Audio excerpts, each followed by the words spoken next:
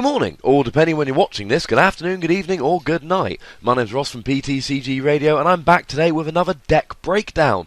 We have already had a breakdown of the winning deck from Masters at US Nationals, so I'm back now with the winning deck from Seniors. The senior winner very kindly posted his list up on the Facebook group Burbank City, so I think it's only fair that we have a look through his as well. Now, I know a lot of people don't like looking through senior lists or don't see them as particularly valid. Honestly, ladies and gentlemen, this is one of the nicest lists I've seen in a while, and it really is fantastic. It's a list to be celebrated. The senior who won Nationals with this list is Ishaan Jagiasi. A pronunciation may be wrong, I apologise for that. So, this is a deck that's been knocking around a little while, pretty much since we rotated after Worlds last year, and a couple people in France decided Empoleon might be good. And the deck does centre around Empoleon. Now, he's been around for a while, since Dark Explorers came out, and there are two good things about Empoleon. Firstly, the ability Diving Draw, which allows you to discard a card and then draw two, and Attack Command, which does 10 times the total number of Pokemon in play, yours and your opponent's. So, assuming both people have full benches, Empoleon will be doing 120 damage for a single energy. And that's essentially the key to this deck. There have been a bunch of Empoleon decks, this is the latest one, but all of them have evolved around the fact that you can do decent damage for a single energy, and you've got built-in draw support, which helps you against things like N. Now, one of the things people can do against Empoleon is to try and limit their bench, and that's where Miltank comes in. This is a new Pokemon that came out in Flashfire, and it's got the attack Powerful Friends for a single colourless energy. It does 10 damage, that's kind of sucky. But if you've got any Stage 2 Pokemon on your bench, it does 80 damage. That starts to look pretty good. So we've got Empoleon doing up to 120 damage for a single energy, and if your opponent decides that they're going to try and limit their bench and all of that to try and keep the amount of damage they're doing down, Miltank comes along and does 80 damage for one energy, regardless of your opponent's board state. The other thing is that this deck does tend to struggle historically when the Empoleons start going down, so Miltank helps out with that. Say you're playing against a deck with loads of Raichu, Thunderous, stuff like that, Miltank doesn't get hit for weakness. It does have 40 less HP, so I don't know how advantageous it's going to be, but it's still nice to not be quite so horrifically weak to lightning. The other Pokemon, which has always been key to this deck, is Dusknoir. Now, if you saw I've done this on a couple of deck breakdowns now, including Flygon Dusknoir, but Dusknoir, basically, we play him for his ability and only his ability, Sinister Hand. It allows you to rearrange the damage on your opponent's side of the board. So that means that you can put energy around where it's needed to be, and it's got all the advantages I've talked about before. It means that you can take prizes mid-turn. Now, this deck doesn't play Town Map, but if you were to play Town Map, and I don't know where you'd find room for it for the record, but if you were, not only can you take prizes mid-game, or mid-turn I should say, but you can even choose which prizes you take, because Town Map allows you to see what you're going to be taking. The other thing it allows you to do is not waste any damage. If you're doing 110 damage to get the KO, but you only need to do 50 damage, because the active Pokemon's only got 50 damage left, then what you can do is take 60 damage that's on the active, move it to the bench, so that 110 just KOs him, and the rest of the damage is milling around. The other thing you can do is get a bit of damage on their field, and then against decks that play kind of Stage 1s or Stage 2s, you can actually lock them out of playing them. If I've got 120 damage on my opponent's field and he benches an Eevee, I can just move 60 damage over and kill that Eevee straight away, which makes Dusknoir quite the wonderful Pokemon. Now, he does have a retreat cost of 3, which means he is bait to be captured and liaisoned, and you know then you're potentially in trouble. So if you play down the Dusknoir, do make sure that you can get him out of the active. Only two other Pokemon in here. We've got Execute. There's one of him, and quite frankly, he combos brilliantly with Diving Draw. Execute you can bring from your discard pile into your hand, so as soon as you've discarded Execute once, Diving Draw essentially reads draw 2 cards. because every turn you propagate the execute into your hand, discard the execute with Empoleon, and that allows you to draw 2 cards. And that, ladies and gentlemen, is lovely. And finally, Jirachi. Now, Jirachi is another Pokemon we play purely for its ability. We can't use the attack. It allows you to bench this Pokemon and search for a supporter card and stick it into your hand. Now, we are playing a single Lysandra here, so Jirachi can search for Lysandra, not Lysander. But, to be honest with you, this is mostly here for consistency. And this is what I love about this deck. I've said about a few decks I've looked at recently that they're not consistent enough. This deck does not have that problem. It is a wonderfully, wonderfully consistent deck, and that's why it went all the way to the final of US Nationals and ended up taking the victory. Having played a few games with this deck, it doesn't really draw dead. Very rarely, at least. So, looking at the Pokemon line in terms of consistency, Dusknoir, we've got a 2-1-2. Now, if you looked at my mirror match against J-Wits with Flygon Dusknoir, as he tweeted out shortly after that game, we both made a pretty convincing argument for putting in 1 Dusclops. Dusclops, we're never going to attack with him. He's there because he's the stage 1. It's as simple as that. It means that if we can't hit the Candy Dusknoir, we can get him in the old-fashioned way. And the same thing there with Prinplup. Prinplup allows us to make sure that we can get this card out whenever we like. You know, we're going to get the Empoleon. Now, it occurs to me, for some reason, this deck has only got 59 cards in. The missing card is a Dowsing Machine. So, let's just go and put that in nice and quickly before we forget. And people in the comments start telling me I'm playing with a 59 card deck. There we go.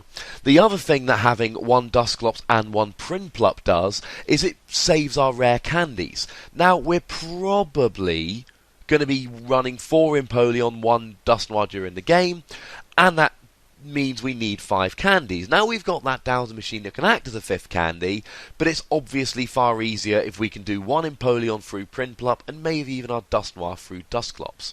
The thing to remember about Dusknoir is that you do not need it turn 1. Dusknoir does not need to be gotten out that quickly. As long as you get it out by the mid-game, you'll be alright. It's not the priority. Empoleon is the priority.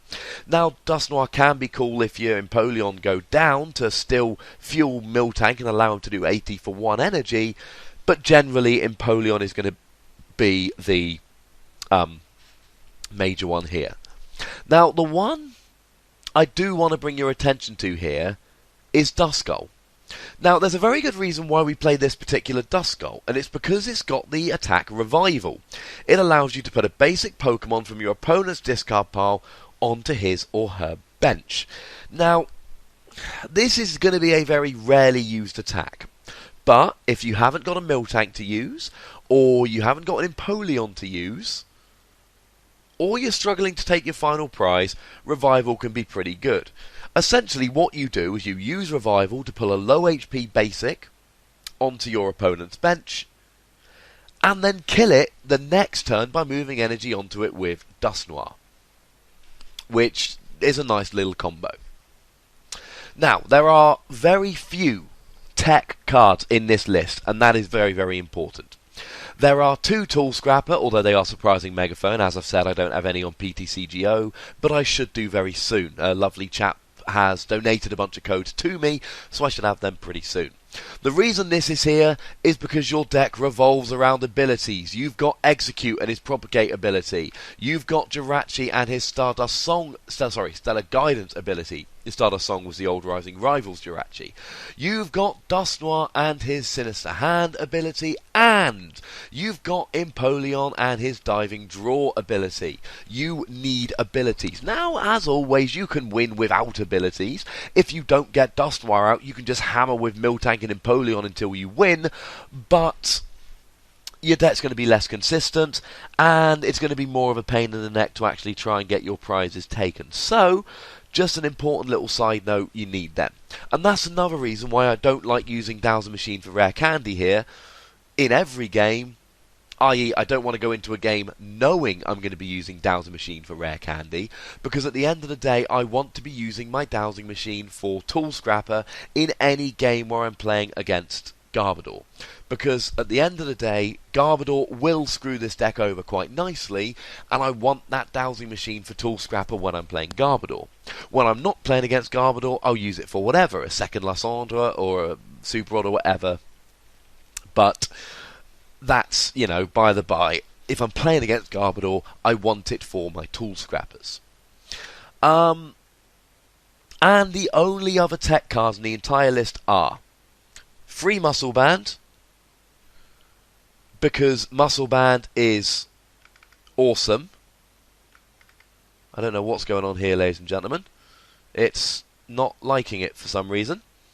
Free Muscle Band, there you go. That's why if we click on the thing it does that. My apologies. We've got Free Muscle Band. Let's do this very carefully. What can you do, ladies and gentlemen? This is less than ideal. I'm just going to tell you how many of each card is in there. So, okay. Let's just use it like this for the second. My apologies, this must seem quite unprofessional at this stage. We've got Free Muscle Band, and the Free Muscle Band, quite simply, are there to add damage. Empoleon gets to do 140 at its maximum, and Miltank goes up to 100. We have got one Lysandre, and what Lysandre does lovingly is it acts as a catcher without a flip. It brings your opponent's Pokemon active. Now remember that with a Dowsing Machine, this is essentially two Lysandre, but to be honest with you, you're not going to use it all that often. Dusknoir basically stops you needing Lysandre, but what this does really well is allows you to drag something active. If I can drag something active that my opponent, especially a big bulky EX that my opponent can't get out the active, I can just pull it active, hit it, move the damage off, hit it, move the damage off, hit it, and win with my opponent not getting another attack off. And finally, the only other tech card in the entire list is a pair of Switch. Classic card. I believe it's been in the format ever since base set came out. It gets your Pokemon out of the active, and that's good because Empoleon's got a retreat cost of 2 and is vulnerable to laser, and as we've said previously, Dusknoir always has been and probably always will be very vulnerable to laser. And that's it in terms of tricks. 1 Lysandre, 2 Tool Scrapper, 3 Muscle Band. Everything else in the entire deck is there for consistency. We've got 4 Rare Candy, because Rare Candy feeds our Empoleon and our Dusknoir. We want them out as soon as we can. We max it out. 2 Level Ball and 3 Ultra Ball, because we want to get our Pokemon out as soon as possible.